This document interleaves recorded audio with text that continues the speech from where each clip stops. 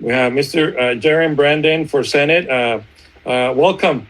I really appreciate you making the time to be here as well and to participate in this effort to really get the message out and not only get to know the candidate, who Jaren is, where he comes from, and just get to know a little bit about you. And I can probably share a little story in a bit about the first time that I met you. And I really didn't know who you were. But now it's the word is getting around, and sometimes they wish, well, some people wish that you were in this district. But can you tell us where you are, where you're at, who you are, and where you're at? Absolutely, Ms. Mayor. Hey, thank you for having me on as well too. Thank you also for not telling the story that's going to get us both in tons of trouble. Just kidding. So my name is Jaren Brandon. I'm currently a county supervisor in Tuolumne County, so in the Yosemite area. I'm born and raised in the mountains, and the district that I'm running for is District 4. That is currently represented by Marie Alvarado Gill, who a lot of folks may know. She was the Democrat who switched parties and a lot of her votes into being a Republican. This is a huge district. It's arguably one of California's most rural districts in any legislative seat. And so it does cover portions of Livingston at the very south edge, Delhi, Oakhurst, goes right up to the edge of Fresno, but mostly it covers all of Stanislaus County. That is any city, any unincorporated community in Stanislaus County, all the way up to in the mountains from Truckee, so near Tahoe in the middle of the state, all the way down to Death Valley. And so in total, it is 13 different counties. And just a little bit about me, I never actually thought that I'd be in office. There's a lot of reasons why I probably shouldn't have been. I do not have the right last name. I am not a rich person. I grew up in a very humble means family up here. My mom was a professional musician. She was a bar singer. She would go to local restaurants, sing on trains, entertain people for a living. And we actually lived in a trailer park together. So it was in a fifth wheel that we would fold down the basically dining room table, put the cushions down, and that would be mom's night. Living at a park where she would sing campfire songs for the folks coming through. My dad's been an independent business owner for 33 years. He just retired, kind of. He still loves the job, so he's actually helping the new guy, but selling guitars and guitar strings and musical accessories. Again, independent music stores, you're not going to get rich, but you meet a lot of great people. And we were really proud to serve the musical community. So both of my parents, they moved up to the mountains because they realized the people were friendly. The trees were beautiful. The air was clean. They immediately fell in love and ended up having me. So I'm born and raised from Tuolumne County in Columbia, in Jamestown, in areas of 3,000 person unincorporated towns. I graduated from Sonora High School. I was first in my family to go to college and get a college degree. I went to UC Merced also, and it's awesome to see that we have other Bobcats running in this election.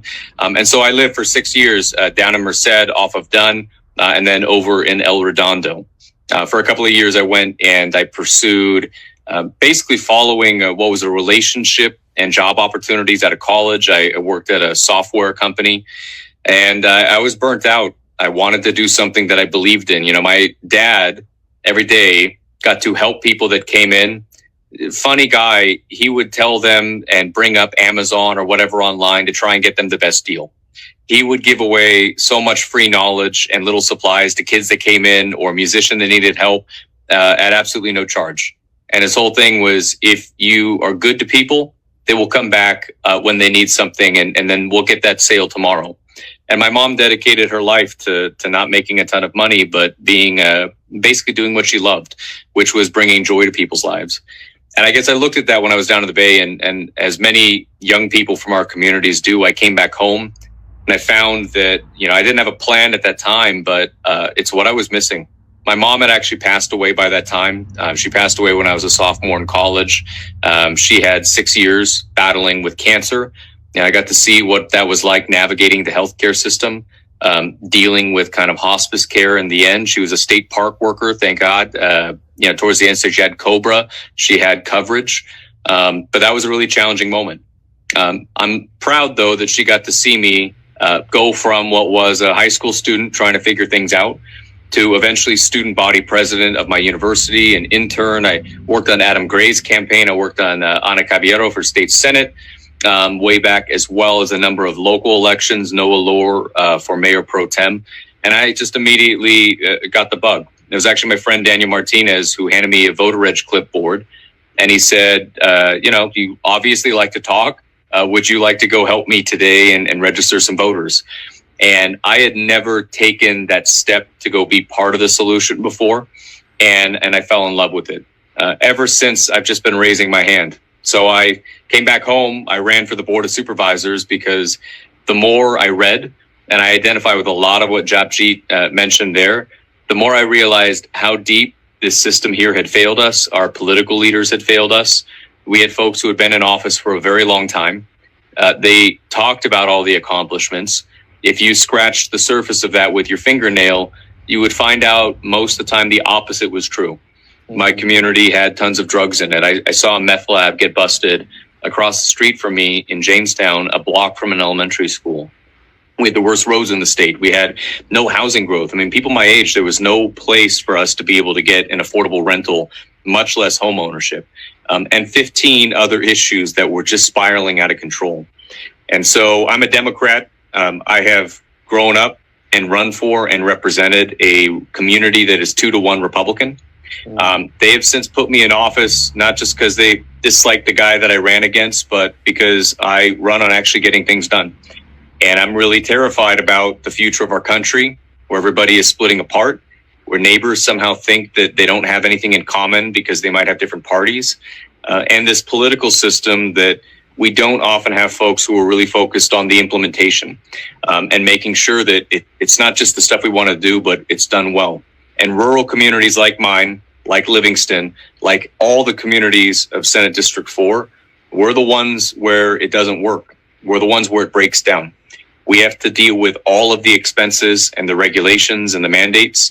We often can't access all of the help, and we don't always have representatives in there that are doing what I think representatives do, and you do every day. You fight with courage, you serve with integrity, you go make friends where you can to be able to get stuff accomplished, and ultimately we're holding a torch that we have temporarily for the office, only for the purpose of trying to get something done that actually helps people's lives. And some people get too enamored with their name behind a brass plaque, and they like the fancy title. Supervisor Brandon's always sounded weird to me. I'm just Jaron. I'm the person that when you call my office, I come out, I check out what I can do, I talk to the staff, I build community coalitions, and I try to get things done. And I want to take that to the Senate because I think we need that leadership. I think our local leaders need that help. That when we have issues, we need somebody reliable who has that background, who has been elected to the district, who has had to talk to people in the grocery store line and say, hey, this is how I voted. How did it affect your life? And answer those types of questions. That's a level of accountability you can't just get by buying your way into a race or having the right last name. So that's a little bit about me, and I'll throw one fun one in too. I'm a really good rollerblader, Jose. You probably didn't know that about me yet. Oh, I didn't. Yeah. There you go. Maybe we can bring in a couple of skate parks in your district once you're. I think that'd be cool. Yeah. I spent a lot of good time at a skate park. Yeah, awesome. You covered a lot of the questions that I had for you. So let me, you mentioned about El Dorado and how a lot of the voters there are registered Republican 2-to-1. And even then they voted for you for a reason. In Tuolumne. Oh, in Tuolumne, yes. Yeah. And so the first time that I met you, probably, and then again, prior to that, you mentioned that you worked for different people's campaigns throughout the years. Maybe I did see you somewhere, but I really don't remember. But the one time that I remember, it was when you came to visit the Merced Central Committee, which I'm part of. And you told us a little bit about who you are, in 3 minutes, really, who you are and what you're doing and what the goal was. And I learned that you were running for the Senate. But in my mind, one of the first things, and I did ask you that that night, and then later on, I shared that why I was thinking this way. And one of the question was somewhere along the lines, well, you could, you've done very well in Tuolumne, where people know you, but now you have Stanislaus County, part of Merced County, part of Madera County, part of this other many counties that almost touch the, down south to the desert area. How can you convince those voters? You mentioned your name. I sometimes I even have a hard time mentioning, saying your name, Jaren. It took me a little practice. It's all first names too. Yes. And then, so how can we get those voters to look at your name and say, 80% of the time when they look at the ballot, they don't know any of the candidates. They might have heard them on TV, or they might have seen some kind of sign with their name on it, but they really don't know that person.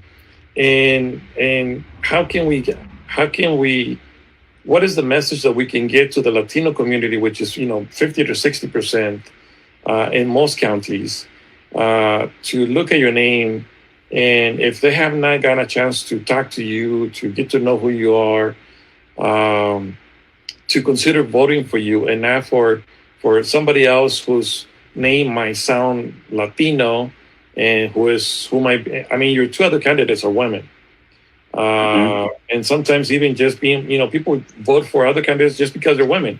And sometimes candidates vote for somebody because their name, sounds Latino or Hispanic, and some just don't vote. How can we get those people your message of why they should vote for Jaren Brandon, who might not have the millions and millions and millions of dollars, or like you said before, you don't have. And then again, I really don't know what that means, not having the right name. Maybe a good marketing name. Maybe we should just change your name to Juan. I don't know. What do you think? Well, it was a thing up here in the mountains, and I think there's similar stuff in the valley, but it's we would call it the Good Old Boys Network, right? And the Good Old Boys would have a name that would be so many generations back, and this isn't to say that it's really awesome to have communities, families and communities that stay for 5-6 generations in that. But the challenge of it was you would have somebody who, without knowing who they were or their values or talking to them or what their policies are going to be, do they have a successful record of accomplishments? Have they had to deal with, hard votes and challenges, that people would support them because they were one of those names? And that was something that I ran against. I want to make sure that everybody has a voice in their elections process, that we have a voice in government. I don't care whether somebody is one of the more prominent business owners or developers in town. Yesterday I was talking to a lady, her name's Hilja. She's a Dutch immigrant that came through. She's a World War II survivor. We were discussing the pole that was placed in her yard by PG&E and what the color coding meant. She calls me, I pick up. My job is to be able to serve and to be able to help. That's a mentality you don't get, I think, when somebody is effectively elected because they had one of those good old boy type names in that. So, how do we get people to care in the first place about politics? Right now, truth be told, a lot of people feel very frustrated with every party. I'm a Democrat. That does not mean that I think everything the Democratic Party has done is great. My values align with what Democrats care about. But as a rural Democrat, I'm kind of grumpy. All that said, it's more important we're actually electing people that are courageous and want to fight for you and actually want to make sure that they have an understanding of the policy. And there's a saying that it's, show me who you're with and I'll tell you who you are, right? What I'm going to ask is, if people have questions, I need help letting them know that you can call me, you can message me, you can see what I've done.